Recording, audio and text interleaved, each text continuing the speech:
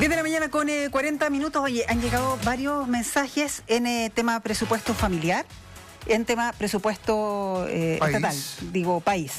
Harto con qué pasa con tanto asesor, qué pasa con tanta contratación, con tanto programa quizás que no ha sido muy bien evaluado, que esto se arrastra hace muchísimos años, muchos gobiernos atrás también, por lo demás.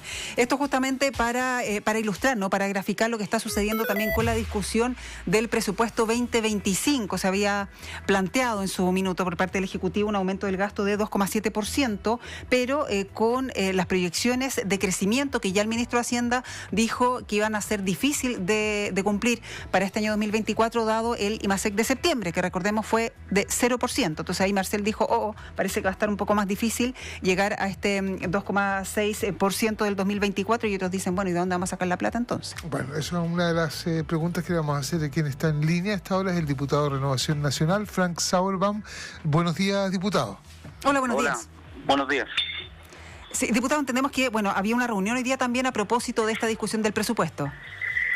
Sí, acabamos de empezar a votar en la ley de presupuesto, pero temprano en la mañana tuvimos una reunión con el gobierno, no solamente los parlamentarios de oposición, sino que también varios parlamentarios del gobierno, para poder conocer cuál era la proposición que el gobierno nos hacía en materia de recorte de gasto y que aclarara también respecto de los ingresos que están en cuestionamiento. Pero, mire, yo evalúo una reunión bastante positiva porque hay una apertura a reconocer que no vamos a tener seguramente los ingresos para poder cubrir la ley inicial. Se proponía, como usted decía, ¿cierto?, una expansión del gasto del 2,7%.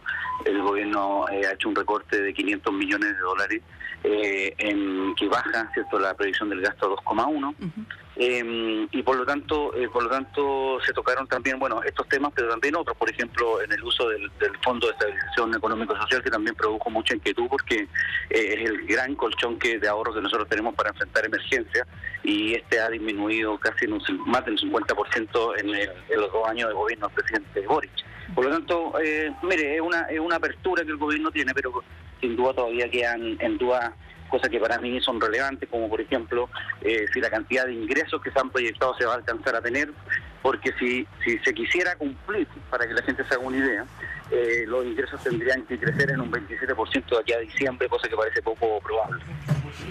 Sí, diputado, y en materia de prioridades, dado este escenario que se describe, si usted valora la apertura, hay una apertura, pero los números están sobre la mesa y sobre eso, al parecer, habría un consenso. No se va a lograr crecer en los términos en que se propone para los próximos días, antes de que termine el año, para tener una proyección de gasto como el que se había hecho originalmente. Por lo tanto, se prioriza, y en el ámbito de las prioridades, ¿hay algún tipo de consenso? ¿Y cuáles son estos consensos en base a qué prioridades?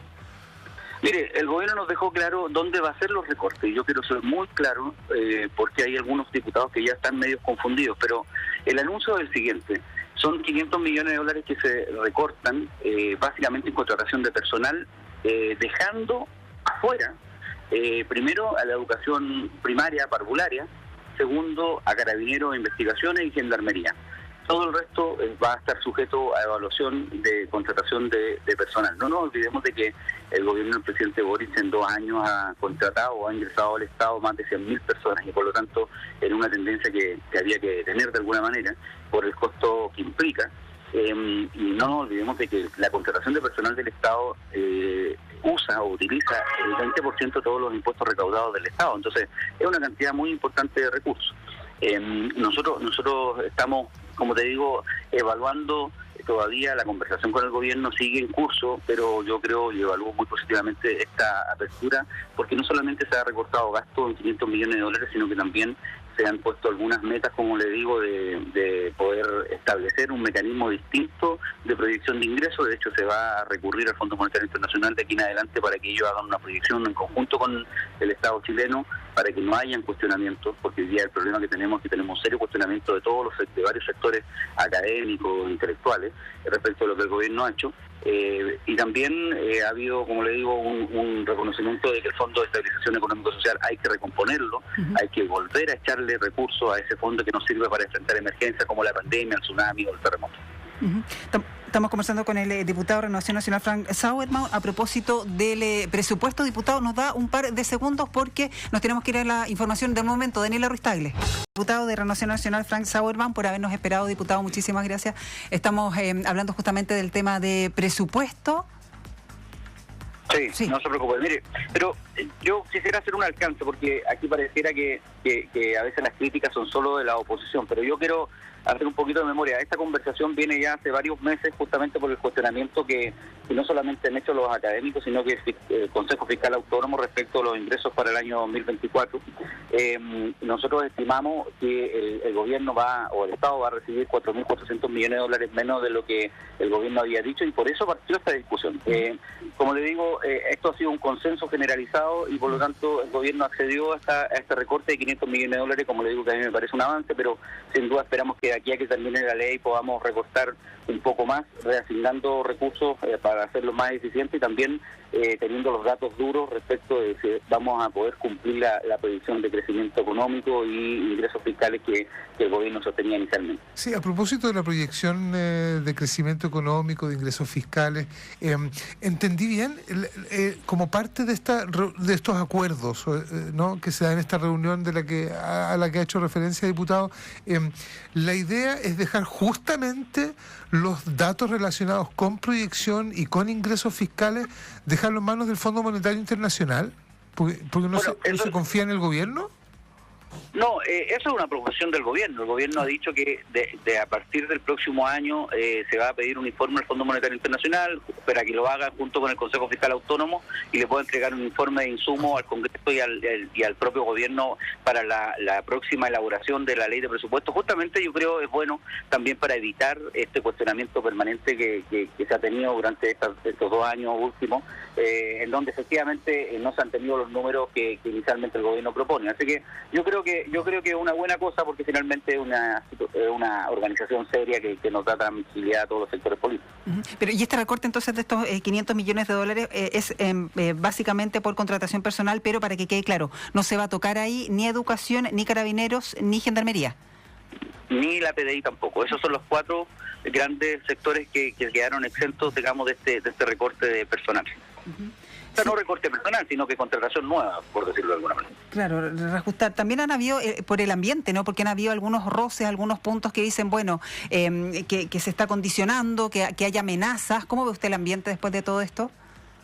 Mire, yo creo que fue muy buena la reunión justamente en el tema del ambiente, porque habíamos de distintos sectores políticos, desde el Partido Comunista hasta la UDI, y por lo tanto nosotros quedamos tranquilos respecto de esta reunión, porque mejora también el entendimiento. Yo creo que, como le digo, hoy día se abre una puerta que hasta ayer se veía bastante cerrada, porque veíamos al gobierno muy contra la pared, pensando que solamente era una acusación desde la oposición, pero el gobierno se ha convencido de que efectivamente nuestras alertas, y yo lamento el lenguaje del presidente cuando nos llama agoreros del pesimismo. La verdad que estas cifras nos dan la razón, y por lo tanto es bueno que se reflexione y se reconozcan los errores, y de esa manera se pueda avanzar con más tranquilidad y darle seguridad a los chilenos, porque ¿sabe lo que pasa?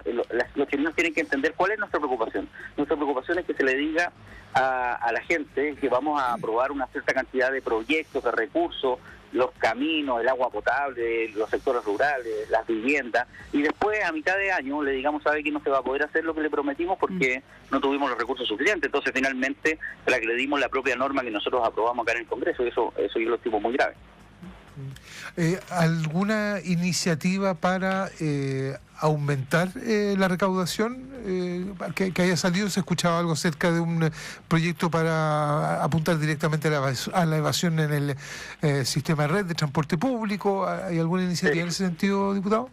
Bueno, mire, es muy dramático lo que pasa. Yo creo que la gente de Santiago, yo soy de regiones, pero se lo digo especialmente a la gente de Santiago, el problema de evasión que tenemos en el metro y básicamente en el Transantiago son más de 3.000 millones de dólares anuales. O sea, es la reforma tributaria que aprobamos hace poquito de evasión y elusión tributaria, es más o menos lo mismo anualmente que el Estado tiene que solventar. Y las regiones lo tenemos que pagar. Se lo tenemos que pagar a los señores que no se dan el lujo de no pagar el transporte público. Entonces hay medidas que también se pueden tomar como esa, que obviamente también reportan un ingreso indirecto, pero también la fórmula fundamental es el crecimiento económico. cada décima de crecimiento son 60 millones de dólares que entran al erario fiscal. Por lo tanto, el esfuerzo hay que enfocarlo básicamente en la generación de nueva inversión, crecimiento económico y generación de empleo. Hoy día, lamentablemente, tenemos 1 millón de cesantes, 2,5 millones de personas no tienen contrato y trabajan en la informalidad, ganando menos que el salario mínimo. Por lo tanto, obviamente, el tema económico tiene que ser fundamental para generar ingresos. Bien, la discusión del presupuesto, entonces, que después de esta reunión vamos a ver cómo va a cambiar ahí quizás el ánimo también. El diputado de Renovación Nacional, Frank Sauerman, muchísimas gracias por haber estado con nosotros, diputado. Buen día. Buenos días, diputado. Muchas gracias. Hasta luego.